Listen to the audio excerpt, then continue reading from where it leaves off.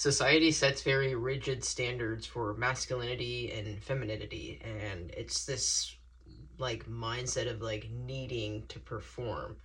And societal standards of gender, for example, like men are told to suppress their emotions while women are told to express their emotions and to be more accommodating and nurturing, and men to be more strong and keep their head down and work hard. But the thing is, between both of these people, they're human beings underneath the surface that have the same exact needs and desires and wants and struggles and vulnerabilities underneath the surface of the label of man and woman and the boxes of masculinity and femininity that society has given us. So when we don't perform in the ways that are expected of our gender defined by society, it can lead to feelings internally like shame, depression, anxiety, inadequacy, and feeling less than other people and making you question your worth more. And with time, it really becomes this big mental burden that we carry. Gender roles in society really affect each and every single human being on this planet, and especially our mental health as a whole.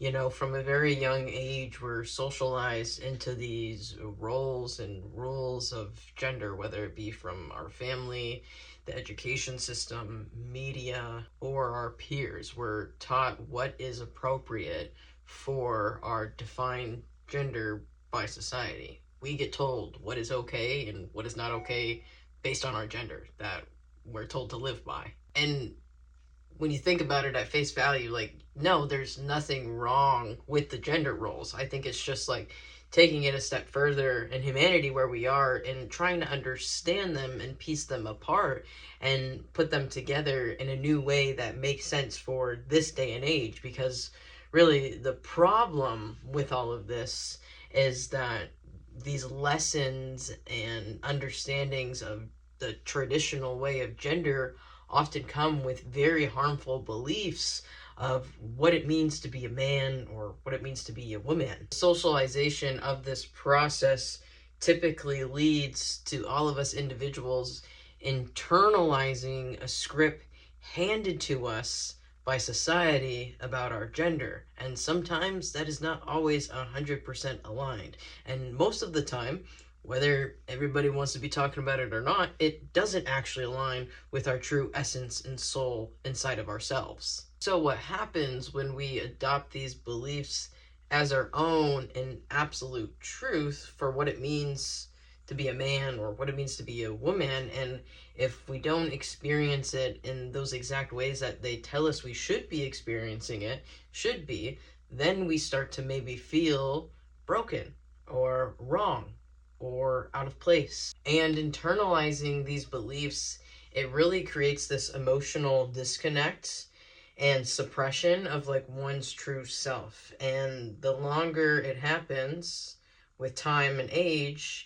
it becomes a habit. It becomes your habitual way of being, which is just to disconnect from one's true self, which of course is contributing to the mental health challenges that one may face. I mean, it makes sense, and it should make sense to you that the more somebody feels the need that they have to suppress how they feel on the inside and what's true to them on the inside, the more they feel they have to hide that true self from the outside world, the more psychological and emotional distress that they experience in their life. Like, it makes sense. You know, why it is so damaging is because we just feel this pressure to conform and perform in these ways that we have to and should be.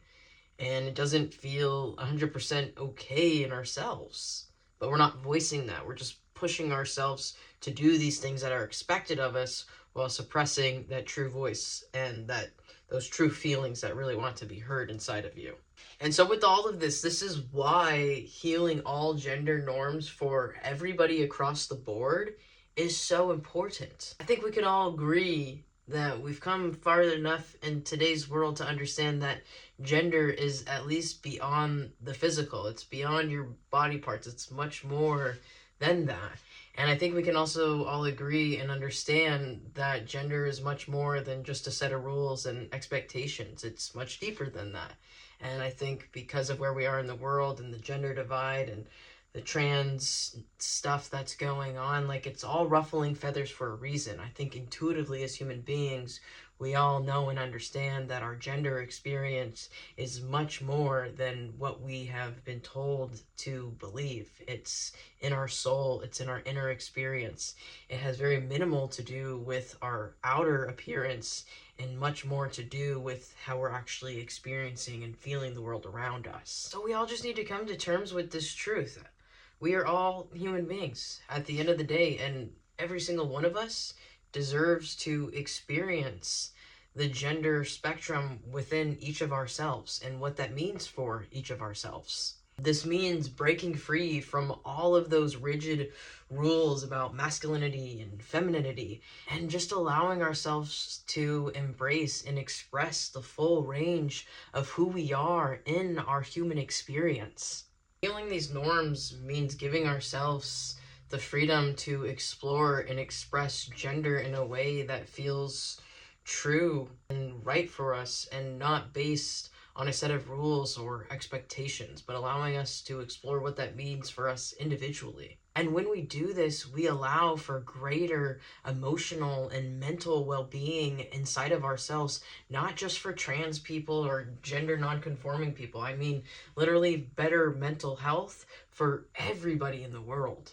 So in order to do all of this and to heal, we really need to challenge our own limiting beliefs and our own biases when it comes to our identity, our worth, our self-expression, and challenge those limiting beliefs when it comes to gender norms and what you can do and what you can't do.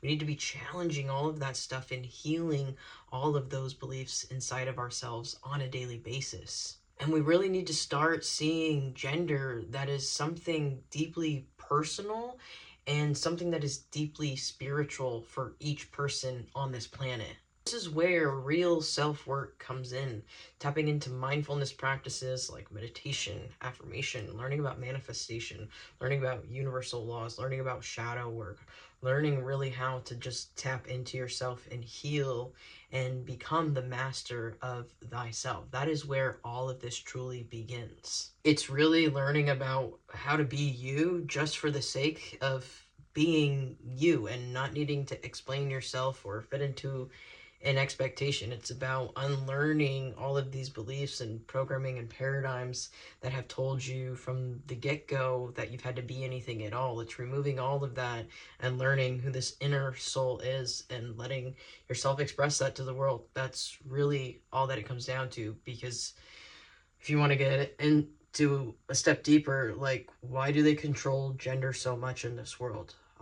I have my own theories and thoughts, and I think that it's because they don't want you to know that you can self-govern your own identity. That is a spiritual truth. That is a birthright of yours. Don't forget it. You can self-govern your thoughts, your emotions, your choices, your relationships, your experience. You are the master manifester. You are the creator of your reality. Don't forget it. You just got to do the work to understand it and start living it. Go get it.